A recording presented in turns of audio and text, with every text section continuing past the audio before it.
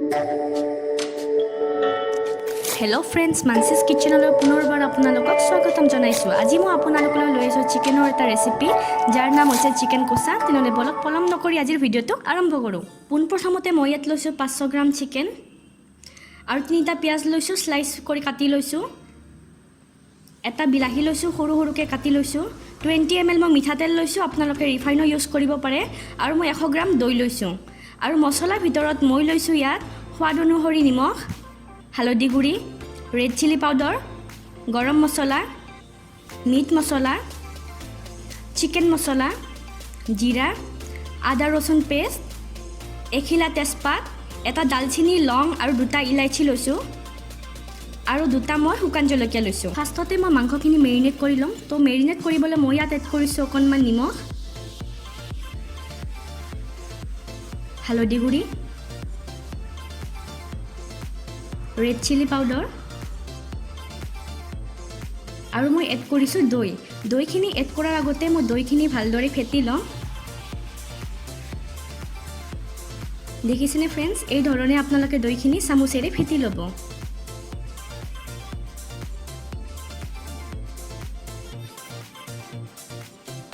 আৰু এতিয়া মই ইয়াত দৈখিনিও দি দিলোঁ আৰু ভালদৰে মিক্স কৰি দিলোঁ। এনেকৈ মিক্স কৰি পিনে মই 15 মিনিট সময় থৈ দিম।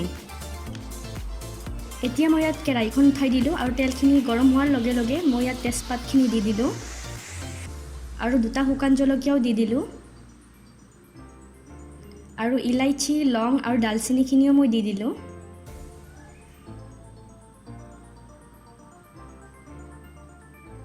আৰু এতিয়া মই পিঁয়াজখিনিও দি দিলোঁ আৰু ভালদৰে মিক্স কৰি দিম এতিয়া মই। আৰু মই গোল্ডেন ব্ৰাউন হোৱালৈকে পিঁয়াজখিনি এনেকৈ ভাজি থাকিম। আৰু এতিয়া মই বিলাহীখিনিও দি দিলোঁ গোল্ডেন ব্ৰাউন হোৱাৰ পিছত। আৰু একবাৰ মই ভালদৰে মিক্স কৰি দিলোঁ। আৰু এতিয়া মই নিমখখিনিও এড কৰি দিম। আপোনালোকে মনত ৰাখিব ফ্ৰেণ্ডছ, মেৰিনেট কৰাৰ সময়তো আপোনালোকে নিমখ আৰু হালধি ব্যৱহাৰ কৰিছে। আৰু মই আদা ৰচুন পেষ্টখিনিও দি দিলোঁ আৰু ভালদৰে মিক্স কৰি দিলোঁ।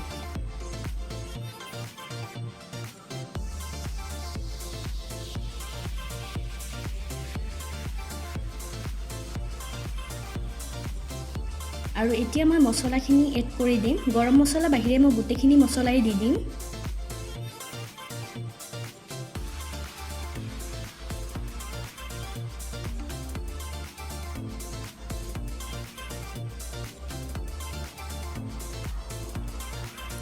আৰু এতিয়া মই ভালদৰে মিক্স কৰি দিম।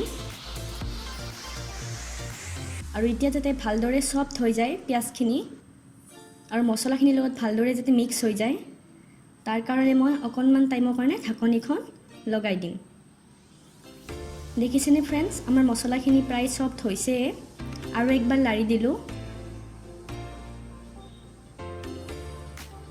আৰু এনেকৈ দিছোঁ। দেখিছেনে, আপোনালোকে এনেকৈ দিব যাতে পিঁয়াজখিনিৰ ভিতৰত ভালদৰে মছলাখিনি সোমাই যায়।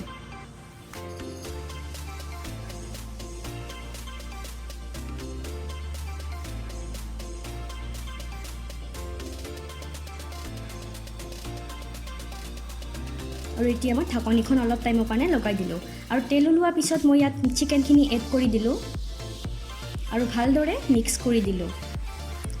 ফ্ৰেণ্ডছ, এই ৰেচিপিটো মই স্পেচিয়েলি চিকেন লাভাৰসকলৰ কাৰণে বনাইছোঁ। যিসকলে চিকেন ভাল পায় তেওঁলোকে এই ৰেচিপিটো এবাৰ ট্ৰাই কৰিবচোন, বাৰে বাৰে খাই থাকিবৰ মন যাব।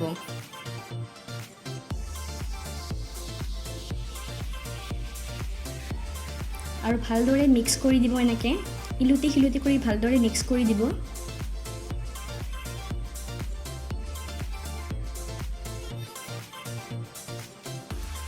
আৰু মই সিজিবৰ কাৰণে ঢাকনিখন লগাই দিলোঁ। ফ্ৰেণ্ডছ, ইয়াত মই যদিও দুবাৰমান মই লাৰি থকা দেখাইছোঁ, আপোনালোকে জুইৰ ফ্লেমটো ল'ত ৰাখি কিনে 5বাৰ 6বাৰলৈকে লাৰি থাকিব। আৰু এটা কথা নোট কৰিব ফ্ৰেণ্ডছ, মই ইয়াত পানী এড নকৰোঁ, কিয়নো পানী এড কৰিলে গ্ৰেভিটো বেছি পাতল হৈ যায় আৰু মই গ্ৰেভিটো ডাঠ কৰিম, সেইকাৰণে মই পানী এড কৰা নাই।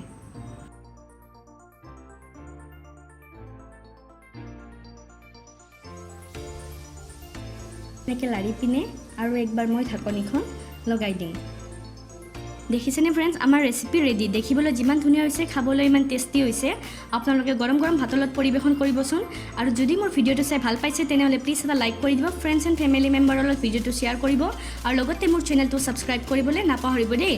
আজিলৈ তেনেহ'লে আহিছোঁ। বাই বাই ফ্ৰেণ্ডছ, জয় আই অসম।